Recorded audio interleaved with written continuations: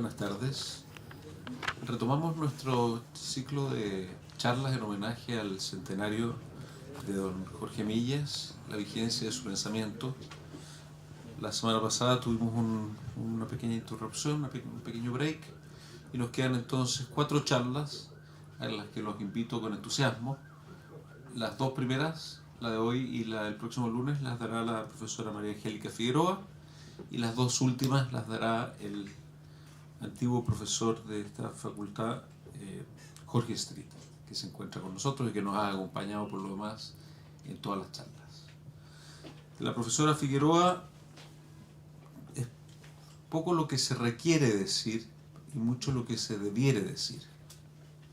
Ella ha sido parte integrante de esta alma mater desde hace mucho tiempo y al menos profesora titular desde el fallecimiento de don Jorge Aguirre el año 68.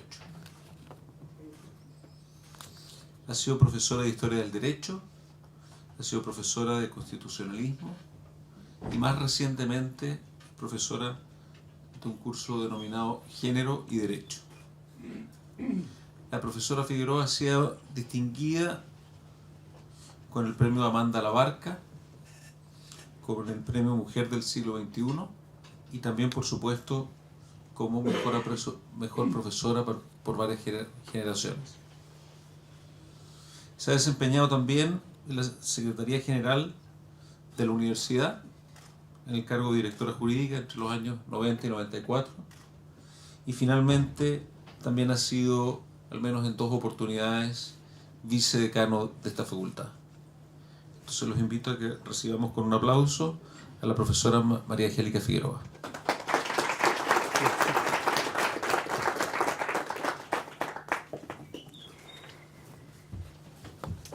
Buenas tardes. ¿Se oye bien ahí? ¿Ahí? A pesar de no ser mi especialidad, no pude restarme a esta iniciativa de dejar un testimonio sobre quién fue, qué pensó y cómo influyó Jorge Millas, no solo en las generaciones de quienes tuvimos el privilegio de ser sus alumnos, sino más tarde, en un momento crucial de la vida de nuestro país, en que este intelectual retraído, de apariencia tímida, se llegó a convertir en el paradigma de la valentía republicana. En mi caso, el problema es cómo hacerlo desde una perspectiva histórica, tratándose de un filósofo respecto de quien interesa fundamentalmente la veracidad, la profundidad de su pensamiento. En este dilema creí que era interesante tratar de atisbar, aunque solo fuera en algunos aspectos, cuál fue el pensamiento de Jorge Millas respecto de temas circunstanciales de su tiempo. Todo un desafío, en parte porque no fue frecuente que el profesor Millas opinara sobre la contingencia. Aún más, al parecer, muchos aspectos de la contingencia parecían lejanos a su interés y aún casi molestos. Por otra parte, siempre está el temor de interpretar incorrectamente sus ideas, lo que para mí sería grave. En definitiva, el problema consiste en cómo llegar a todo esto sin traicionar a un hombre cuyo sello distintivo fue su autenticidad y su consecuencia de vida.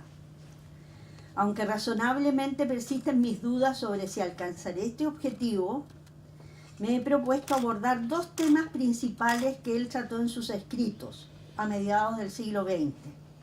En ellos están sus ideas, sus opiniones en abstracto, pero se trata de temas que están en el trasfondo de hechos importantes que marcaron la vida de Chile entre los años 1960 hasta la fecha de la muerte de Jorge Millas en 1982. Incluso podemos afirmar que estos temas marcan para muchos la forma de interpretar el proceso histórico del país en esa etapa.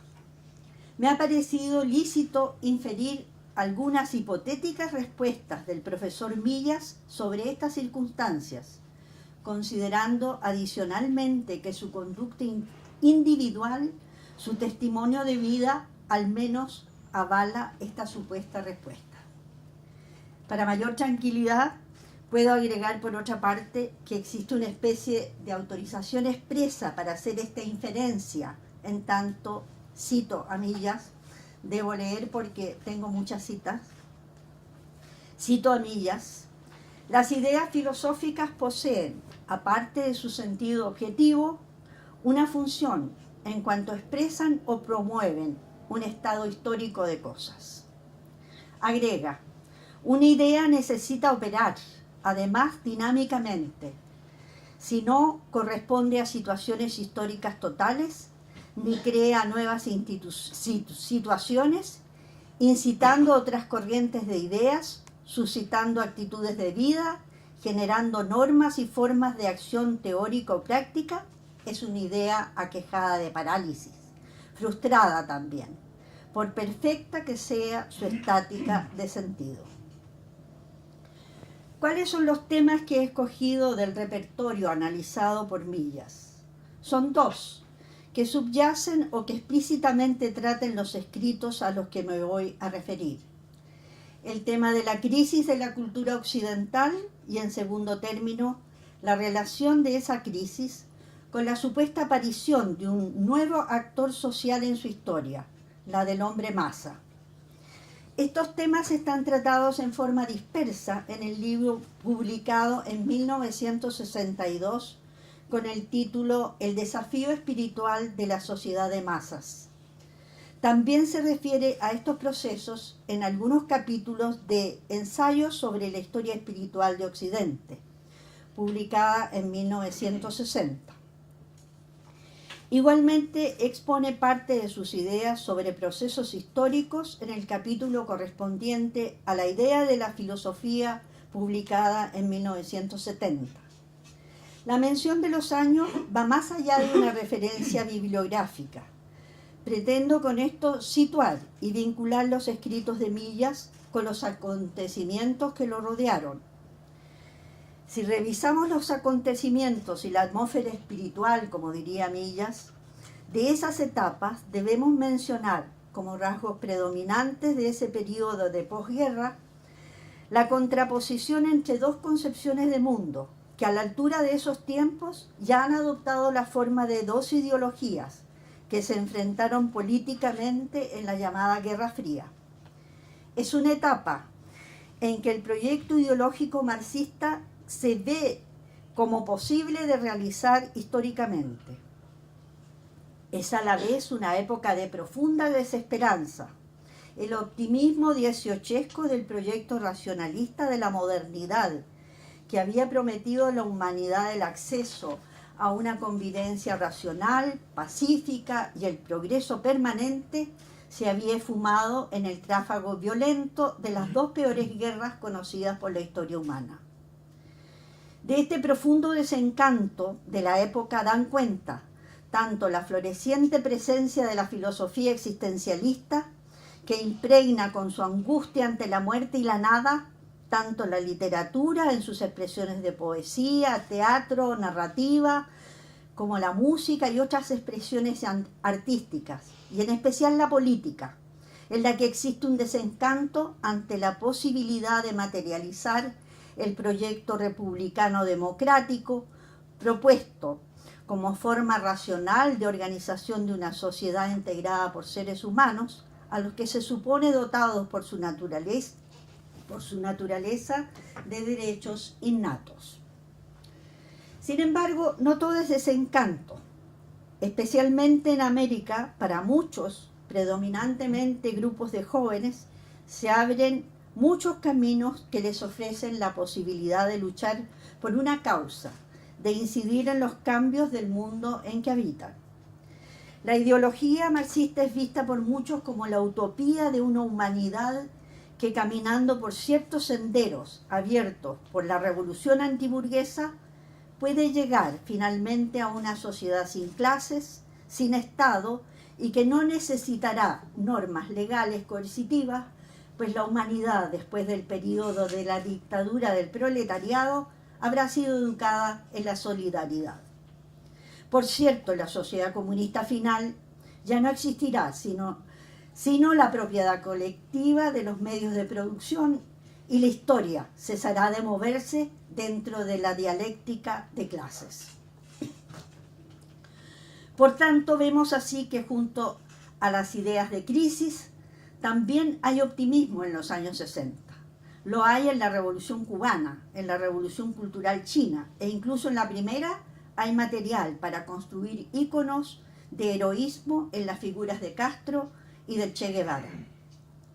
Para aquellos a quienes no les convence el proyecto marxista, se presenta como opción la epopeya propuesta por partidos políticos que hacen suya la tardía doctrina social de la Iglesia, la que iniciada con las encíclicas Rerum Novarum y 40º Anno y la alocución del Papa en 1941, reactualizada y fortalecida a mitad del siglo por la aparición de la teología de la liberación y por las decisiones adoptadas por el Concilio Vaticano II en 1960. En estos programas ideológicos se presenta la posibilidad de una sociedad que logra superar por la acción humana las desigualdades materiales históricas que han impedido la materialización de los derechos humanos. El hipotético triunfo de su proyecto podría lograr el establecimiento de la libertad e igualdad, no solo como promesa escatológica, sino como aspiración concreta de felicidad terrenal, como lo había prometido siglo y medio antes la Declaración Racionalista de Independencia de los Estados Unidos en 1776. El mundo universitario en todas partes está convulsionado, está naciendo el liderazgo de los jóvenes, se está iniciando la subversión de los roles entre padres e hijos. La rebelión estudiantil iniciada a comienzos del siglo con el Manifiesto Liminar de Córdoba en 1918, junto a otras rebeliones políticas de esa época, renace y busca subvertir también en la estructura de las universidades los viejos roles de la autoridad. La Universidad chilena de los años 60 no escapa a este ambiente de cambios y rebeldías, y es en ese ambiente en el cual debemos situar a Jorge Millas, cuando en sus escritos se refiere a los temas de la cultura y la sociedad de su tiempo. Dije anteriormente que son dos los temas sobre los que escribe Millas que me permitirán asomarme a lo que pensaba sobre los acontecimientos de su época. Uno es la idea de crisis de la cultura occidental y otro el tema de la sociedad de masas. Este último lo trata en un análisis del planteamiento que hace Ortega y Gasset en su conocido texto La rebelión de las masas, publicado en 1929. Del análisis de estas ideas se hace cargo Millas en el segundo capítulo de su libro sobre el desafío espiritual de la sociedad de masas, capítulo que denomina El tema de las masas en Ortega y Gasset. Desde luego califica al autor como uno de los vigías de nuestro tiempo, como analista implacable del espíritu de nuestro tiempo. En tanto, refiriéndose al escrito mismo, lo considera un análisis que alerta de los aspectos negativos y peligrosos de la masificación como fenómeno que amenaza, comillas, el porvenir de la sociedad. Agrega Millas, cuanto tema que cae bajo el escalpelo del análisis orteguiano se convierte al punto en tema de reflexión histórica, y no de historia en general, sino de historia de nuestro tiempo, del espíritu y del sino de nuestra época. Hay en las frases citadas, sin lugar a dudas, una toma de posición de Millas que califica los años 30 de su siglo, al igual que Ortega, como una etapa de crisis. En sus palabras está presente la idea de crisis, me parece que aún acepta la idea spengleriana de la decadencia. declara que el objetivo de su análisis es el de revisar los aspectos suficientes e insuficientes que presenta el planteamiento de Ortega, al cual, además de calificar como el analista implacable de nuestro tiempo, agrega que quien no examine la obra de Ortega en función de esta relación suya con el alma de su tiempo, anula toda posibilidad de comprenderla cabalmente. Millas anota que para Ortega el fenómeno nuevo es el hecho de las aglomeraciones y el ascenso de las masas, pero Millas agrega a este hecho que el ascenso histórico del hombre medio trae aparejada su participación masiva en los bienes de la alta cultura técnica y científica.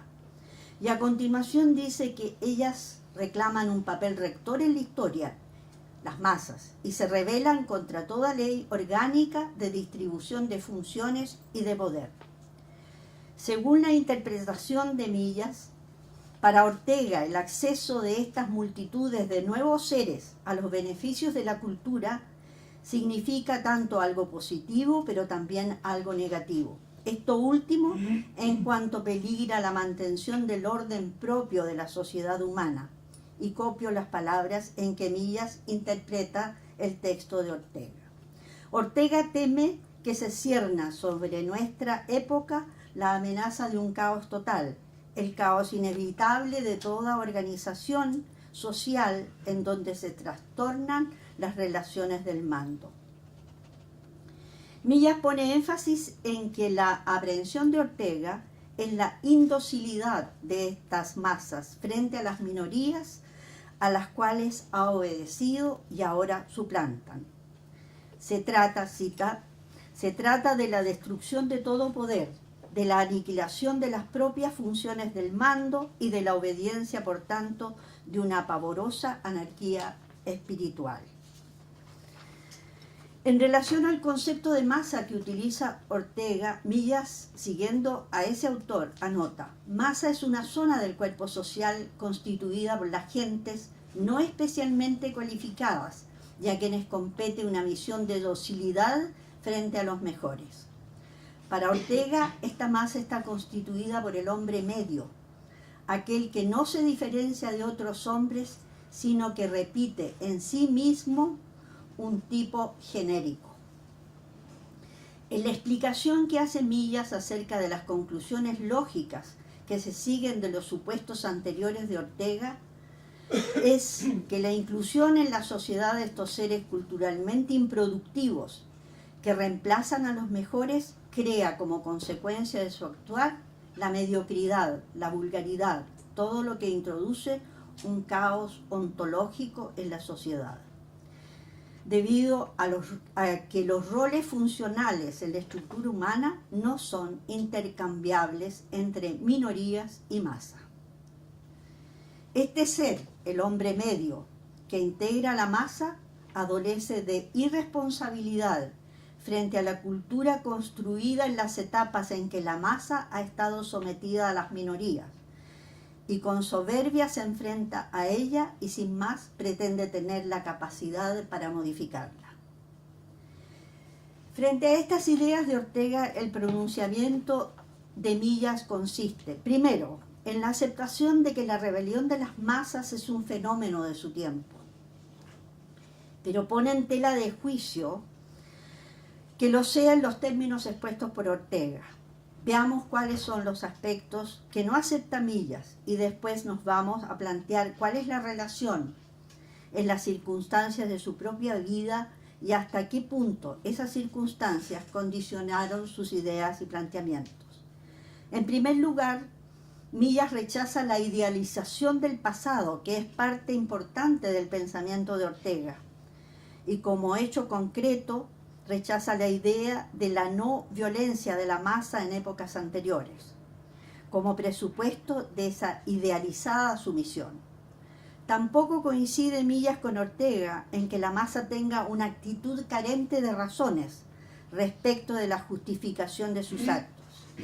Y este es un aspecto no menor de la disidencia, por cuanto Millas rechaza la afirmación de Ortega de que lo nuevo del movimiento de masas es el derecho a no tener razón es decir, a la exigencia no razonada de la obtención de sus requerimientos. Por el contrario, Millas asevera que la historia, esta es una cita, la historia de los movimientos políticos de nuestro tiempo muestra, en verdad, todo lo contrario. Las masas de hoy, con mayor escuela política y más clara conciencia histórica, invocan, recta o torcidamente, un amplio repertorio de razones: la justicia y el bienestar, la libertad y el orden, la cultura y el trabajo, y un sinnúmero de otras cosas, vagas unas, clarísimas las otras, y todas son razones que dan, aunque no siempre sean razones que efectivamente tengan. Para Millas, el problema nuevo de su tiempo no es la idea de la sinrazón, sino la de que se pueda tener razón a solas, sin convivencia ni diálogo, y de que esta razón monologante e insociable se deba imponer por la violencia a todos. Agrega que para él la razón es por esencia sociable y socializante, aunque no necesariamente social. Y dice, no es social porque se genera y existe en el individuo, pero es sociable y socializante por cuanto, cita, aspira a comunicarse, a repartirse entre los hombres como la luz por el espacio. La razón es en verdad una de las formas que tiene el espíritu de buscarse a sí mismo, a partir de cada hombre en todos los hombres. Existe además por parte de Millas otra objeción al planteamiento de Ortega, a partir del concepto de hombre masa de ese autor, en la situación militante de un partido político totalitario. Millas coincide con Ortega en que también hay en esa situación una renuncia a un razonamiento propio y una aceptación del liderazgo de los mejores. Si bien acepta la idea de que las minorías selectas se consideran a sí mismas como depositarias de la verdad y la imponen a las mayorías, él considera que el problema actual es que existen hoy día minorías con proposiciones, planteamientos y razonamientos contradictorios entre ellas. No importa que la masa la siga, dócil, porque siguen a líderes que son minorías antagonistas, y siempre habrá, por tanto, detrás de una minoría, una masa que se rebela contra la minoría contradictoria. Concluye Millas por calificar a Ortega como el autor de una ideología aristocratizante, dice, de un hombre de genio pero inactual. Más aún, Millas, también en contradicción con Ortega, plantea que la masa como agregación de personas es un todo. El todo, dice, de su propia actividad histórica. No es solo una abstracción. Para considerarla de modo abstracto, dice, eliminamos a los protagonistas del drama humano, al individuo. Se llega así a una deshumanización. Su acción, el de la masa, es el contenido de la vida colectiva, materializa los requerimientos que dan vida a la acción creadora de la minoría. Agrega al respecto, el sino de nuestro tiempo nos fuerza a ver las cosas del hombre de modo cada vez menos abstracto. Contrapone él su idea de humanidad a la de Ortega, citándolo en parte, dice: la propia idea de humanidad, la de Ortega, ya no es la de ese ente abstracto, irresponsable, inexistente, desdeñado por Ortega. Al respecto agrega que en la actualidad ya no es válido el concepto abstracto de humanidad de los hombres del siglo XVIII. Cito, la humanidad no es ya solo un concepto de filósofos ni una pura meta de moralistas. El espectro metafísico ha encarnado en la muchedumbre humana que nos rodea por todas partes, con sobrecogedora magnitud física e irresistible presión espiritual. Con las ideas y citas de Millas que he traído al recuerdo hasta aquí, cabe preguntarse qué relación tienen estas ideas de crisis, masificación y degradación de la sociedad con el tiempo y con la sociedad chilena en que vivió Millas en los años 60, en que escribe sobre estos temas. Primero debemos tener presente que estas ideas de crisis y de decadencia tienen larga data de presencia en Chile. De hecho, ingresaron con fuerza en la misma época en que se publicaron en Europa los textos de Spengler, Unamuno y Ortega. Así, la idea de decadencia de Occidente, planteada por Oswald Spengler en el libro del mismo título, desde su temprana llegada al país tuvo una fuerte influencia en los grupos dirigentes chilenos, al igual que las ideas de Unamuno y de Ortega. Esta influencia no fue solo intelectual y referida a un tema de la cultura en general, tal como lo ha demostrado el historiador Cristian Gasmuri. Por el contrario, este ideario pasó a ser la tesis que sustentó y sustenta hasta hoy, en muchos casos, la interpretación de la historia política de Chile e incluso de aspectos importantes de su historia cultural. Es aquella que, idealizando el pasado, lo mira como una etapa de paz, de bienestar, de cultura y consenso social, en el que una élite social dirige, sin oposición al resto de la sociedad, en virtud de una aceptación tácita de que ellos son los mejores. Ese plácido consenso se habría roto por la irrupción de la masa y se habría iniciado así el proceso de decadencia de la sociedad chilena aproximadamente desde 1880 en adelante, en la época liberal. La influencia de este ideario decadentista se difundió a través del pensamiento de Alberto Edwards, a quien sirvió para sustentar su explicación de la dinámica social chilena en su escrito La Fronda Aristocrática, publicada en 1929, obra que determinó en adelante la interpretación llamada conservadora o tradicionalista de la historia de Chile. Esta interpretación de comienzos de siglo perdura hasta nuestros días y la expresa en iguales términos a los descritos la historia de Chile publicada en los 90 por Gonzalo Vial Correa. Volvamos al libro de Alberto Edwards por tratarse de un ensayo y no propiamente de un texto historiográfico. El texto de Edwards, con su mirada idealizada del pasado, colaboró en la creación de mitos, entre ellos el mito portaliano, que no solo es parte de la literatura histórica conservadora, sino también de aquella que se considera a sí misma como progresista. En los inicios del siglo XX, Chile se incluyó entre los países pioneros en aceptar el constitucionalismo social, al dictar la Constitución Política de 1925, propugnada por Alessandri Palma, la que contiene la inclusión en el catálogo de los derechos humanos, junto a los clásicos derechos del liberalismo político racionalista, los derechos sociales y los nuevos fines asignados al Estado, que encomiendan a éste la redistribución de la propiedad, la protección de la salud y de la previsión social y del trabajo de aquella parte de la sociedad que históricamente, en los hechos reales, ingresan al supuesto pacto social fundante de la sociedad y del Estado en desigualdad de condiciones. Estas ideas sociales se habían integrado a la matriz del Estado constitucional durante el siglo XIX como parte de las influencias de los diversos socialismos sobre la ideología ilustrada, modificando el proyecto jurídico político del racionalismo. La primera tentativa histórica de materializar el proyecto político de la modernidad contenido en la Carta Fundamental de 1925 se da en el programa del Frente Popular entre 1936 y 1941, que como gobierno se inicia en 1938. Cabe señalar que una coincidencia notable, que la historia política de Chile en el siglo XX está marcada por una notable similitud con hechos que distinguen el proceso de algunos países europeos.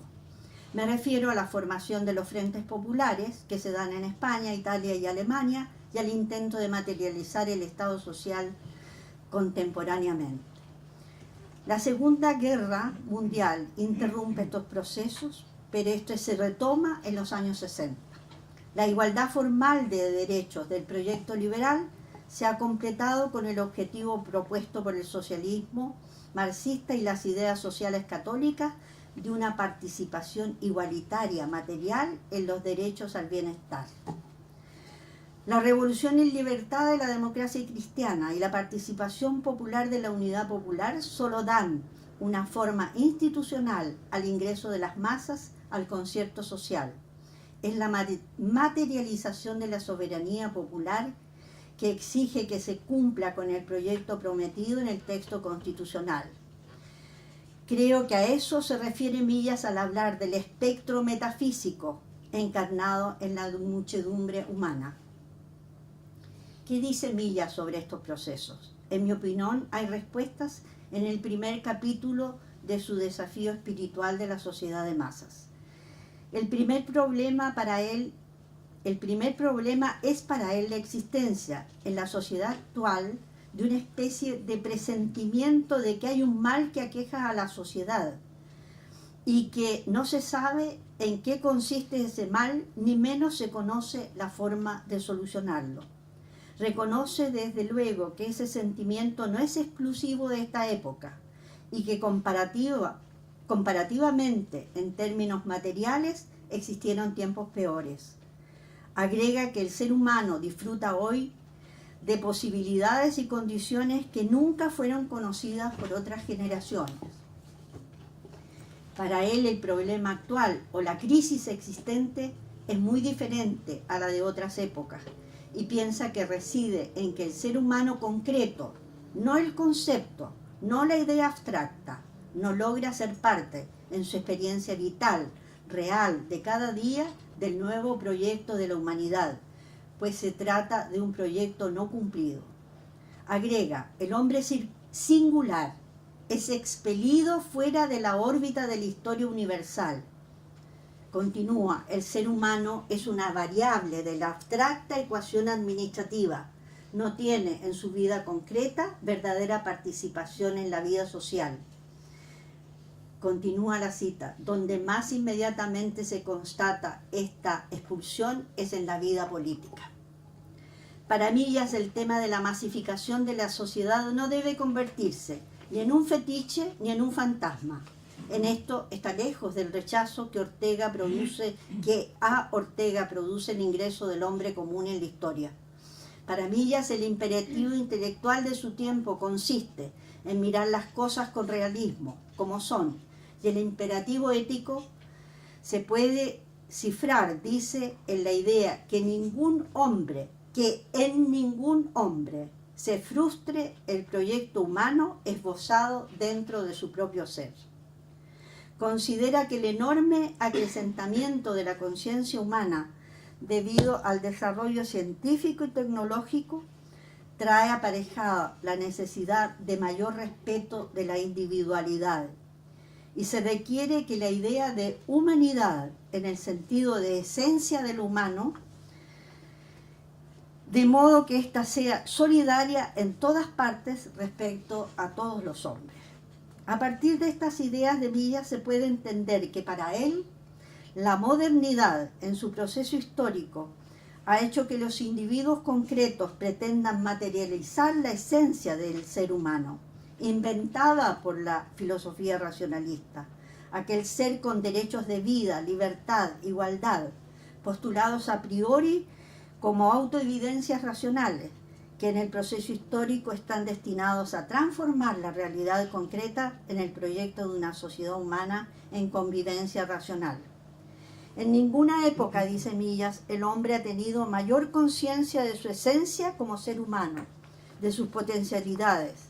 De allí proviene también la conciencia torturada por la expectativa y esperanza de realizar el ser esencial en la existencia material. Agrega que en la sociedad técnica de masas se necesita una educación que constituya al ser humano en un ser dueño de sí, capaz de conciencia y de decisión. La sociedad de masas ha colocado a todos los hombres en la situación de aspirar a ser plenamente partícipes en los bienes culturales. 4 conclusiones elabora Millas a partir de su reflexión sobre los cambios que caracterizan a su tiempo, que según su opinión se caracteriza por el aumento de la conciencia humana. Primero, el hombre moderno ha perdido su inocencia. Ya no creemos en una determinación histórica. Hay convicción de que el ser humano es quien debe crear las condiciones del progreso. Enseguida dice que el hombre tiene hoy mayor autoconciencia y un sentimiento de precariedad mayor también. No acierta a incorporar en la figura interna de su persona como experiencia viva el orden objetivo del mundo que aquella cultura le propone. La presencia real del hombre, no de una minoría, sino de todos los hombres, implica por su magnitud y su fuerza tener presente su realidad espiritual. En cuarto lugar dice sobre su tiempo: nunca se elaboró mejor la idea científica de la verdad. Nunca se concibió tampoco con tanto rigor el ideal de la justicia. Nunca se propuso al hombre fines tan rigurosamente concebidos ni tan precariamente regimentados. Pero la idealidad y la facticidad del valor no son congruentes.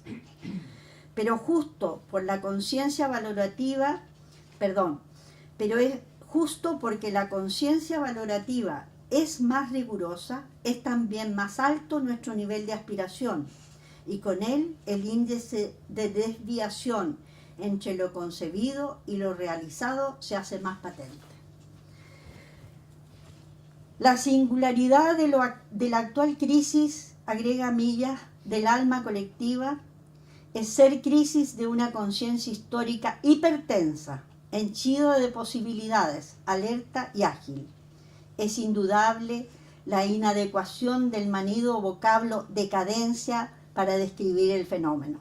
Nunca, por el contrario, habían rayado a mayor altura las posibilidades del hombre, pues jamás alcanzó el espíritu humano esa conciencia de sí tan propia de nuestra época. Pero nunca tampoco había sido tan penosa esa conciencia. Hay una pregunta en su texto. ¿Cabe aún la esperanza de poner la vida real, el efectivo ser histórico del hombre, a la altura de su idea, es decir, de sus expectativas y exigencias? Ese tema lo aborda a partir de la idea de la educación, lo que enlaza con la idea de la universidad, que trataré en la segunda de estas sesiones. Aún restando este tema tan importante en la vida de Millas, la educación, la universidad, creo oportuno hacer algunos comentarios finales.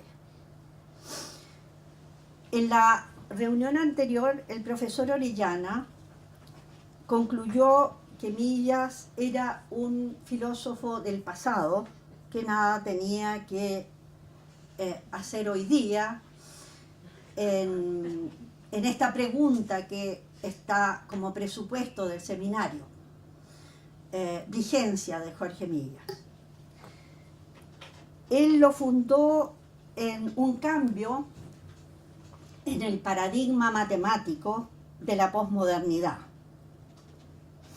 Mi querido amigo Premio Nacional de Ciencia, que está presente, me podrá contradecir, ya que mi planteamiento es distinto al del profesor Orellana.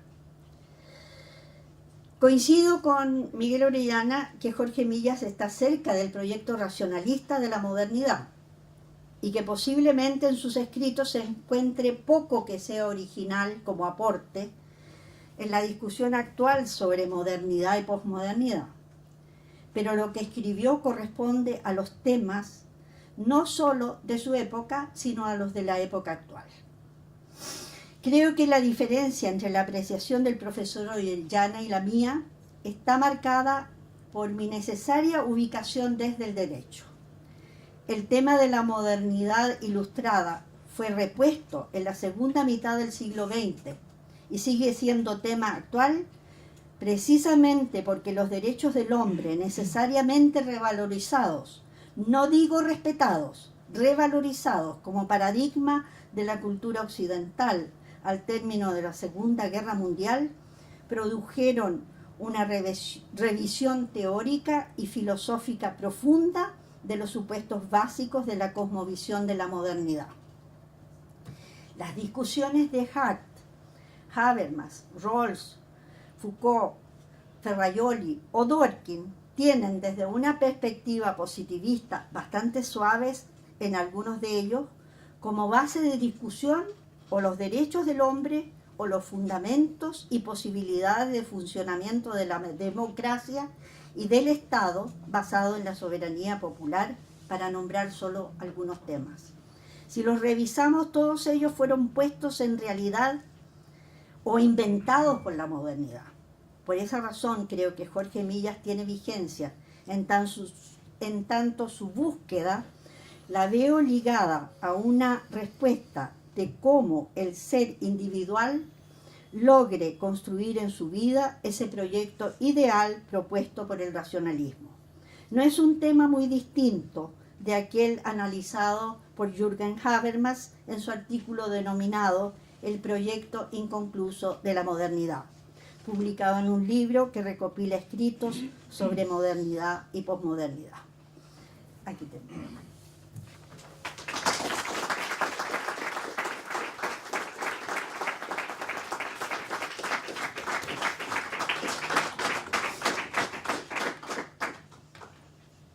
Entiendo que hay preguntas, respuestas, no sé. ¿Que tenga algún comentario? Sí, se me hace caso. Ha sido aludido. ¿Algún comentario, alguna pregunta, alguna reflexión, por favor?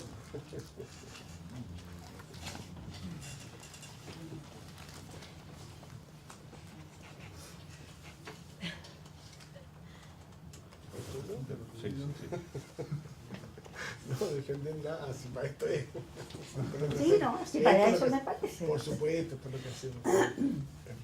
En ese caso, entonces terminaríamos acá. No, yo solo quiero hacer notar lo inteligente y sintético que hizo Angélica al mostrarnos a Milla. Bueno, perdón. Encuentro que estuvo excelente. Muchas gracias, amiga. Yo soy estudiante de filosofía, muy tímida y medio tonta, medio loca, como todo filósofo, pero Es una distinguidísima, tenía que decirlo entre paréntesis. es una distinguidísima especialista en literatura medieval, junto a su marido, que es Premio Nacional de Ciencias, un físico notable. Pero notable tu conferencia. Muchas gracias. Amiga. Miguel, Sí. si quieres, te pones por acá, No, que no, es más no, fácil para... Es que se oye mejor. Y así dialogamos. Atento por acá, porque por aquí está ocupado. El profesor Miguel Orellana, filósofo, doctor en Oxford. Nada es perfecto. Bueno, sí, nada es perfecto.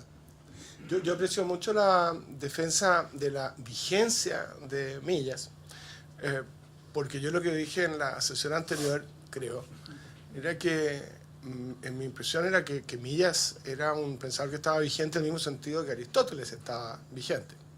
Esto es digno de ser estudiado, leído, aterrizado. Esto vale la pena, eso es la vigencia. Pero que mi exposición, como resumió la profesora Figueroa, yo veo a Millas como un filósofo moderno, o sea, una persona que llega a la discusión intelectual después del enorme sacudón que significó el fin de la Edad Media, el fin de las certezas respecto de las fuentes de conocimiento que validó el tomismo. Para los asuntos empíricos, Aristóteles, Historia Natural, Museo de Historia Natural. Y para los asuntos sacros, la Biblia. Y eso, en los 100 años que van entre el descubrimiento de América y el descubrimiento de las lunas de Júpiter, se hundió. Porque el descubrimiento de América invalidó la genealogía bíblica de la humanidad. Habían millones de seres humanos que los intelectuales europeos no podían retrotraer a Adán y a Eva. Esto es el impacto de América. Y las lunas, o sea, se fue la parte bíblica. Por lo muy menos había que aceptar que la Biblia no era una fuente exhaustiva de conocimiento geográfico. En la Biblia nunca está América, nunca están los americanos. Y ahí estaba América y ahí estaban los americanos. Entonces, esa fuente perdió legitimidad. Y la otra mitad de la visión tomista, la mitad física, la física de Aristóteles, quedó refutada por el descubrimiento de las lunas de Júpiter, porque según Aristóteles, que era un empirista, que es una cosa muy digna, muy buena, a tomarse en serio lo que uno percibe, lo que uno ve es que las cosas de la luna para arriba giran en círculos en torno a la Tierra. Y cuando Galileo descubrió las lunas de Júpiter, ahí habían cosas que giraban en torno a Júpiter, no en torno a la Tierra. Así que se hundió la fuente bíblica y la fuente aristotélica, y los modernos se dedicaron, con distintas maneras, a buscar cuáles eran las fuentes del conocimiento, de dónde se podía... Este es el problema de la filosofía moderna, el conocimiento. Y en ese sentido yo dije, Millas es un filósofo moderno. Y en cambio nosotros, en este mundo feliz que vivimos, ya sabemos que la teología no es la ciencia principal, la física no es la ciencia principal, con permiso del Premio Nacional, la biología no es la ciencia principal. Premio en Francia también. ¿Cómo? Ten cuidado porque es premio en Francia también. No, sí que... y por último, lo que nosotros vimos después de la horrorosa guerra del año 39 al año 89, es que ahora sí sabemos, la verdadera ciencia es la economía. Esta es la verdadera ciencia. Y que en ese sentido, el pensamiento filosófico de Millas, de provechoso estudio, una cosa sistemática, una cosa que nos convoca, que vale la pena tener presente, conocer, etc., no estaba vigente. Esa era la tesis, correcta o incorrecta. Incorrecta, según acaba de argumentar la profesora Figueroa. Ahora, lo que a mí me parece muy interesante es que la figura de Millas, y en esto coincido con Angélica plenamente, tiene un valor humano que es algo que hay que resaltar, porque los profesores universitarios, especialmente los de filosofía, en general son personas bastante cobardes. Solo quieren pelear con textos, solo quieren oponerse a tesis de los colegas. Y Millas tuvo un papel muy activo y muy valiente en un momento extremadamente convulsionado de la historia política chilena, en el medio en el que él actuaba, la universidad. Y después, durante la dictadura también. Y eso a mí me parecía un asunto de enorme importancia. Ahora, yendo a la presentación de Angélica, yo creo que esta idea de Millas, de poner una distancia a esta idealización aristocratizante de Ortega, que terrible, ahora está toda esta gente y son todos tan ignorantes y no leen, no aprecian el estudio, etc. Es que no es tan simple, no es tan simple. El que haya surgido la idea de decadencia de la cultura de Occidente tiene que ver con la aparición del positivismo, que identifica a las sociedades como entidades físicas reales, y de ahí, con el desarrollo de nuevas ciencias que surgen a partir del positivismo, es que se trata de mirar también a la sociedad y entenderla. Ahí es parte de la sociología, trata de entenderla precisamente como un ente vivo que tiene un nacimiento, una vida fructífera y una muerte, previo a la cual viene una decadencia.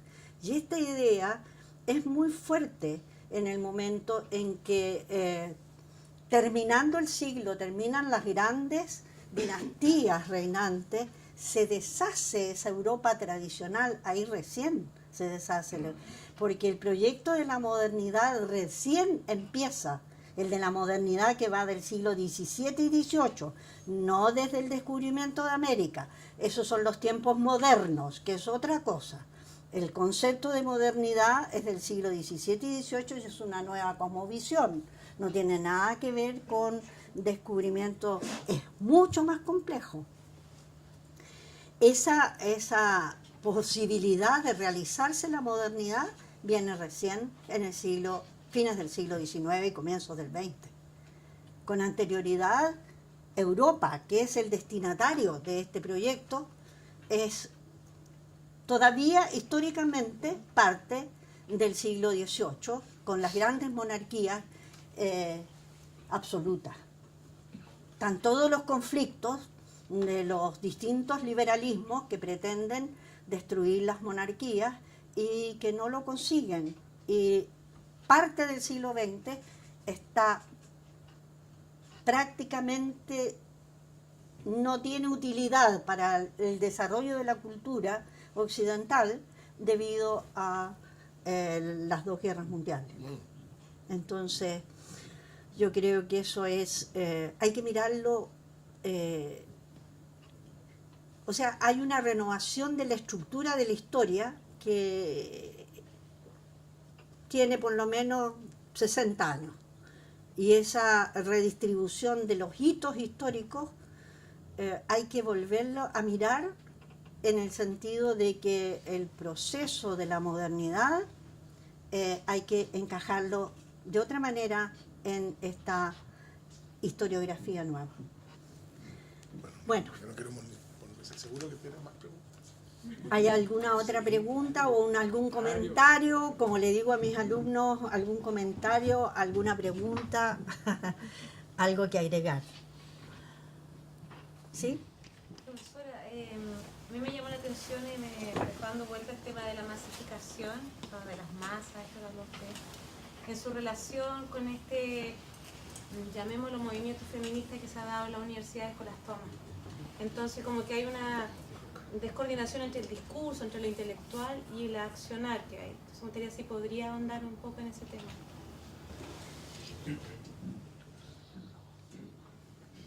Mientras hacía el trabajo, pensé acerca de este movimiento masivo de feminismo, que precisamente coincide con su aparición, coincide con mediados del siglo XIX, coincide con la aparición de la cuestión social, los movimientos obreros, y como consecuencia es un movimiento que tiene rasgos muy parecidos a esta masificación de la sociedad, en que se pugna por lo que dice Millas, por concretar el proyecto de ser con iguales derechos en lo material de la vida de cada uno. Eso es el movimiento de mujeres hoy día. Y fue el inicio y el fundamento de la primera etapa del movimiento feminista. Hasta los años 60 el movimiento feminista solo pidió igualdad de derechos sobre la base liberal del derecho de libertad e igualdad. Derecho a la educación, derecho a participar políticamente. Desde la segunda etapa de los años 60 nace la concepción de género dentro del movimiento feminista. Y la concepción de género es antagónica a la modernidad, porque la concepción de género está mucho más vinculada a una concepción posmoderna de la vida, a una cosmovisión distinta. Pretende desestructurar la sociedad estructurada sobre la base de la modernidad. El tema del patriarcado, por ejemplo, es atacar las bases mismas de la estructura de la sociedad occidental. Y en ese sentido son muy claras las feministas de la época actual. Son muy claras en decir de que no están ni con el marxismo, ni con el liberalismo, ni con ninguna idea radical, que están por crear una nueva sociedad.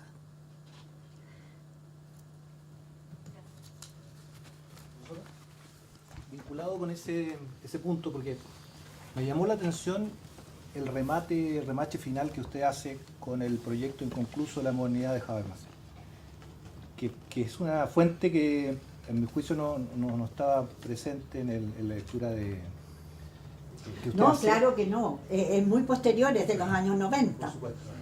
Y además tiene que ver con una cierta, porque es un proyecto inconcluso en Habermas que atraviesa tiene su propia travesía, ¿no? La escuela de Frankfurt, su propia desilusión, Claro. esta gran razón sustantiva y que de alguna manera arriba a una cierta razón más procedimental, ¿no? Más dialogante. Por lo menos en el texto de Adorno y Horkheimer viene esa tesis sobre negativa frente a la modernidad. Ahora, yo no veo que Jürgen Habermas tenga la misma posición de Adorno y Horkheimer. Por supuesto. No, claro. Y ahí me interesaba ver cuál sería precisamente este nuevo entusiasmo, digamos, ¿no? Para ver la vigencia del pensamiento que usted recrea. Perdón, ¿ese nuevo qué? Entusiasmo. Ya. Esta nueva... Bien. Porque el contrapunto es muy claro, ¿no? Contra el pesimismo. Y entonces, ¿cuál sería esta nueva conclusión, este nuevo proyecto inconcluso de la modernidad al que nos No invitaría? es un nuevo proyecto, es el proyecto que no se construyó. Y no se construyó de acuerdo al planteamiento que tiene Habermas en ese pequeño artículo, debido al desarrollo de la técnica, de la especialización y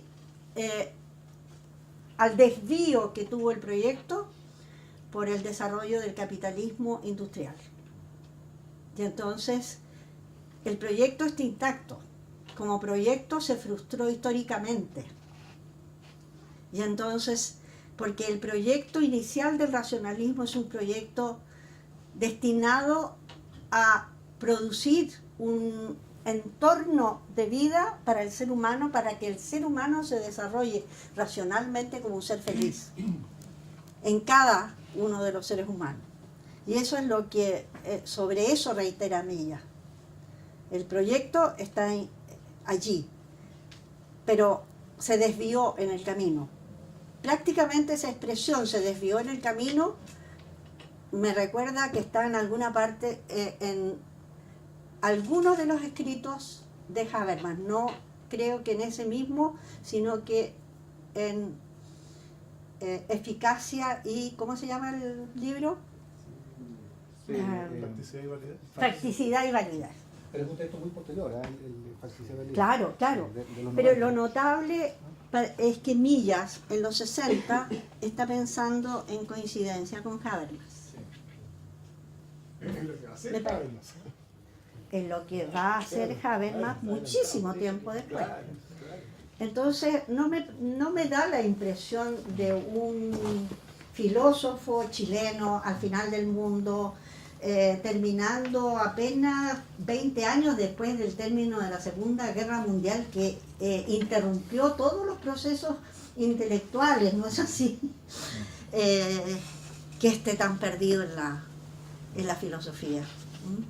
Yo creo que realmente esa percepción de estar frente a un hombre notable, que tuve muy joven, sin mayores capacidades de análisis, yo creo que es verdadera. En nuestro país debe haber sido difícil. Para él, que estudió solo en Estados Unidos, no podía ir a otro lado, a Europa durante la guerra, debe haber sido difícil estar en contacto con los grandes temas de su época. Bien, terminamos. Si no hay nada más, Enrique, No, ¿no? yo quería felicitarte primero por la conferencia, No, porque gracias. a mí me despierta también una cierta nostalgia. Yo estudié en la Universidad de Chile en la época en que la gente de Boucher, como yo, íbamos a Macul, porque Macul era el centro De la intelectual, cultura. el centro intelectual de Chile, de la Universidad de Chile.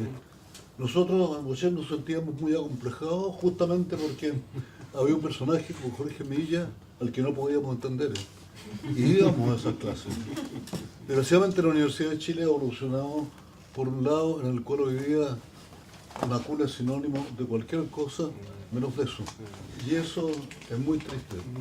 Es muy triste para mi generación, es muy triste para los que son mis alumnos hoy día, que no tienen un referente donde ir cuando se colocan preguntas como las que la Angélica debatió hoy día. Es decir, lo que tú expusiste hoy día son los problemas fundamentales del ser humano y creo que Milla los atacó. Es decir, cuando tú decís que es un filósofo de la antigüedad, no, si en el fondo planteó problemas que son esenciales, que son los mismos que nos jodan a todos, a mis alumnos ahora, a mí, son los que nos cagan a todos, ¿me entendí? Esos son los problemas que atacó Milla. Y a mí me parece que en ese sentido es sumamente actual. Ya no me parece actual, no estoy de acuerdo contigo. Lo que ha cambiado el mundo no me digáis que es la economía. Lo que ha cambiado el mundo es tener el celular, tener los computadores. Lo que ha cambiado el mundo, si yo tuviera que hacer la cosa de nuevo, estudiaría biología, porque los problemas más fundamentales en este momento son biología, los problemas con los cuales tienen que legislar. Es decir, hace 30 años, me acuerdo que salió en Le Monde un artículo que decía de las 20 maneras que hay hoy de nacer, solo 2 tienen un estatus legal determinado en Francia. Creo que está en Francia. Es cierto, porque ¿quién es la madre portadora, la que tiene la madre biológica? Y qué sé yo, todas las combinaciones que podéis hacer. Bueno, esos son problemas que no vienen de la economía. Es decir, ¿qué tiene que ver la economía con eso? Y tú dices, si hay algo... El descubrimiento del sentido de vida en las tierras inertes. La química de esas tierras es vida. Están produciendo cambios permanentes. Bueno, hace 10 años Angélica no teníamos idea que podía haber vida en lugares totalmente inhospitalarios. Eso abre pensar qué es lo que es la vida, qué sé yo, qué tiene que ver la economía, que es algo tan pedestre, tan vulgar. Es decir, yo, bueno, en el medio que me mueva a tu manera, mi medio no es el mundo.